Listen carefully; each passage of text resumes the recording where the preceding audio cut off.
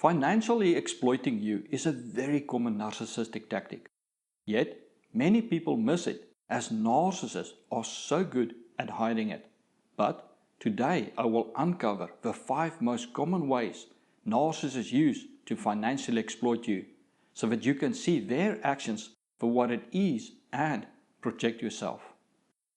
The first common method reminds me of a time I lived with a family member. I rented a room in the house and paid for my own food.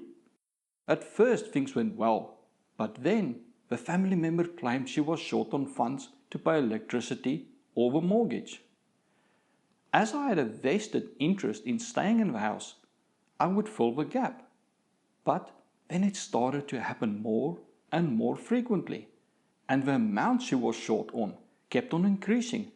I questioned why she was so chronically short, and she told me her income and expenses. The figures added up. There was just not enough money. It became worse and worse until one day her car broke down. Being mechanically skilled, I fixed the car for free. That is when I discovered the truth. Hidden under the driver's seat were piles of receipts of expensive dining out, takeouts and excursions she was secretly paying for. I also discovered letters showing the house payment and electricity were not nearly what she claimed, as well as a recent payslip showing she made more than double than what she claimed. That's when I realized I was financially being exploited.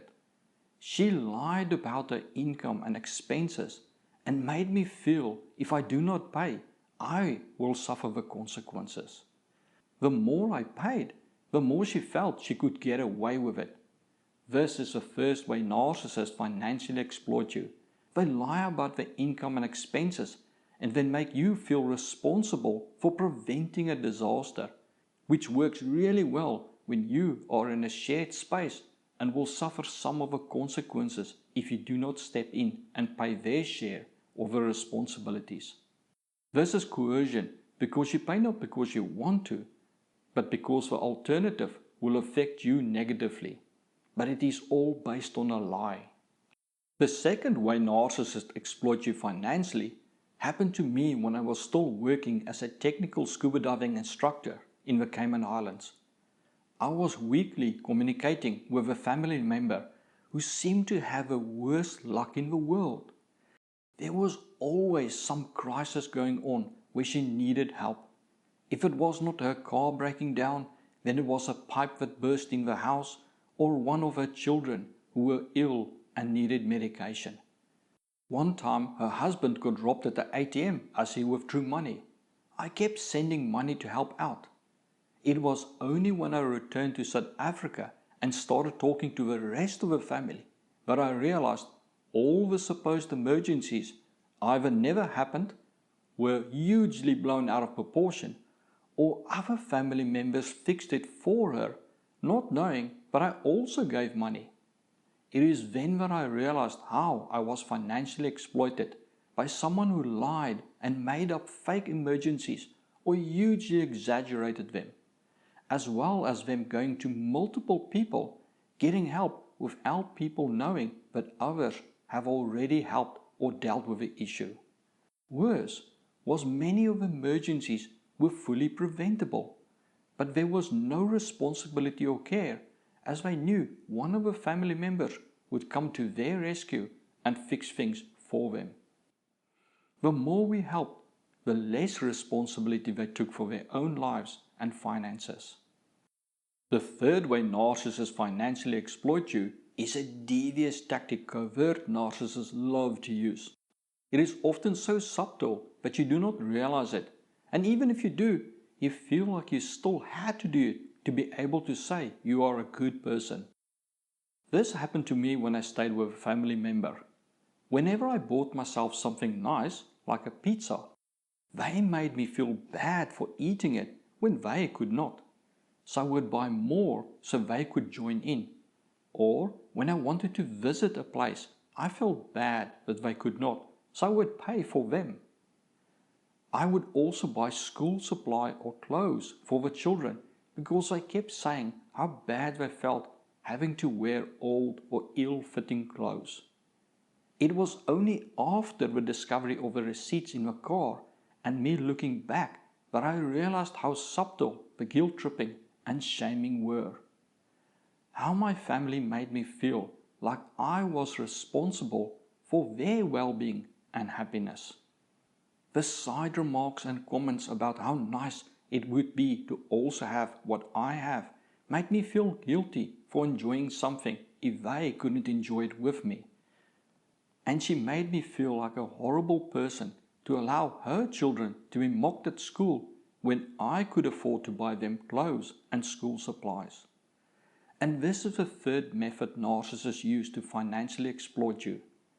They lie about their finances and then guilt trip and shame you into making you feel like you are a horrible person if you enjoy something and they cannot, or you can afford to pay to make their life easier and you do not.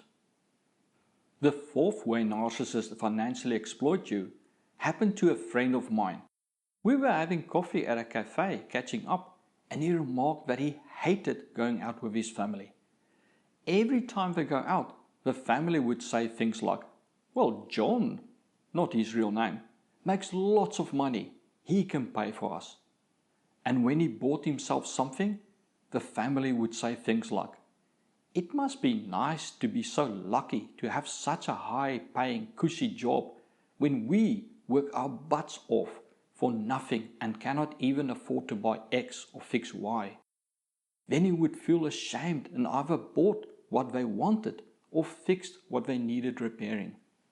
I looked at him and commented, "You know, they are making you feel guilty for earning more than them and making you feel like your income is not as a result of your hard work and value you bring, but just luck. They are actually saying it is unfair that you make more than them.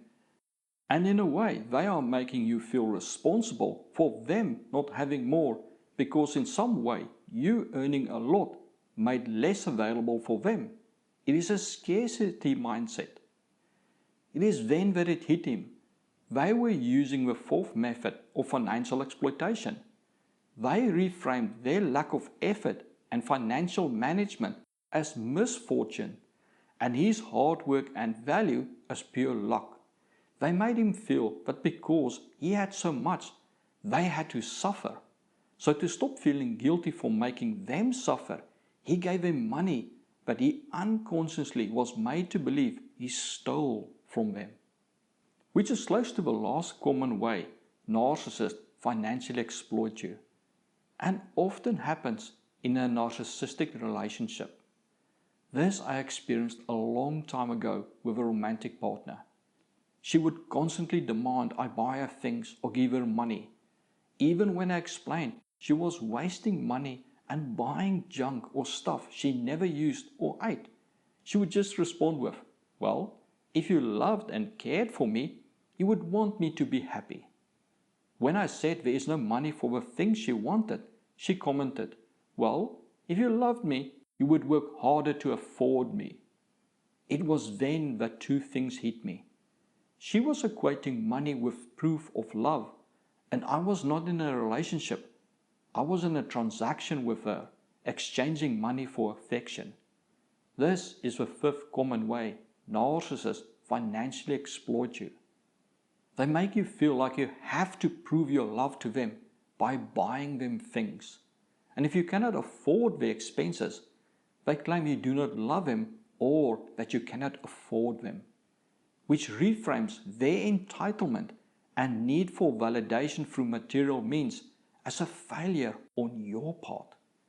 There is no love here. It is only maintaining their emotional needs for approval by keeping up their social image. You're not even buying their love.